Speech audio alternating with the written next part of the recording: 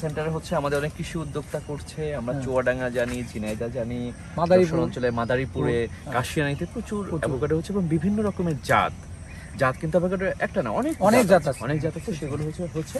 তবে আমরা যদি আমাদের পাহাড়কে ব্যবহার করতে পারি, পাহাড়ের বিস্তীর্ণ ভূমি কিন্তু পতিত পড়ে আছে, পাহাড়কে ব্যবহার করতে পারলে খুব ভালো হয়। আর অ্যাভোকাডো কিন্তু একটা জিনিস মনে রাখতে হবে, ওয়াটার লাভিং, প্রচুর পরিমাণে ওয়াটার আপটেক করে। এই বিষয়টাও হচ্ছে আমাদের মাথায় রাখতে হবে।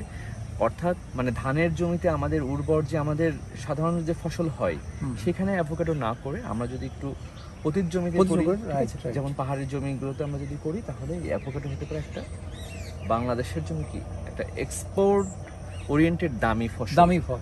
কারণ বাইরের দেশে কিন্তু প্রচুর চাহিদা আছে। হয়তো আমাদের আমের কাছে এই ফল খুব বেশি টেস্টি মনে হবে না, কিন্তু এর পুষ্টিগুণ বিবেচনায় কিন্তু অ্যাভোকাডো অনন্য ফল।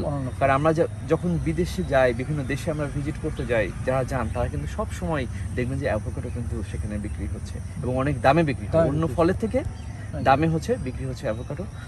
অন্তত চারা যদি হয়, সে সঠিক চারার নিশ্চয়তা তো নিশ্চয়ই এবং আমাদের সেন্টারে একটা নিশ্চয়তা, আমরা সঠিক জাত এবং সঠিক চারাটা আমরা দিতে পারবো। ধন্যবাদ স্যার। শ্রীলঙ্কাতে একটা গ্রামে, একটা ইউনিয়নে দেখা গেছে যে যেখানে কয়েক হাজার লোকের বসতি, তারা কিন্তু দেখে যে তাদের কোনো অসুখ বিসুখ হয় না, কোনো ডাক্তারের কাছে যাওয়া লাগে না।